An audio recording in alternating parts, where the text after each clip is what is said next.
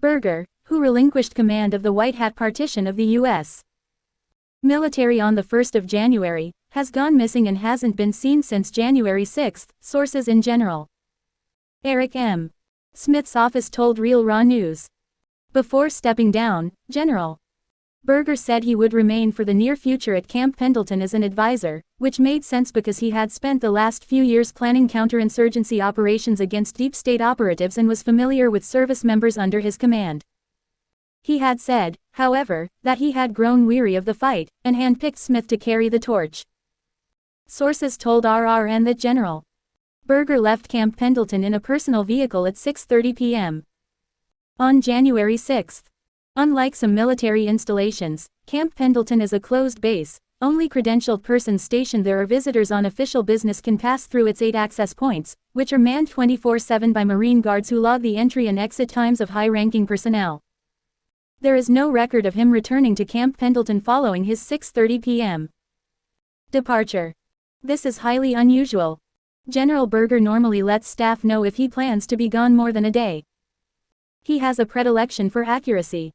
For example, if he says he'll be back the next day at 0900 hours, you can bet he will be. I can't remember even once he vanished this long without letting someone here, or his family, know where he'd be, our source said. He added that staff had contacted the general's immediate family, but they, too, had no knowledge of his current whereabouts. They were asked to keep his disappearance under wraps while White Hats carry out an investigation. On the 8th we contacted local hospitals. Maybe he'd had a crash. But nothing. He didn't tell anyone where he was going, and he sure as hell doesn't have to. Some Marines formed search parties and went out looking for him in nearby areas. No luck, our source said.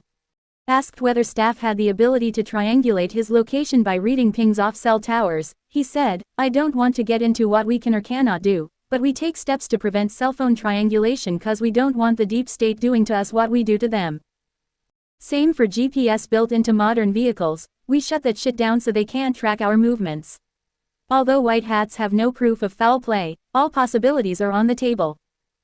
An abduction could compromise White Hat operations, our source said. General Berger has been trained to resist interrogation, including torture, but it's impossible to guess how anyone would respond to mind-altering drugs.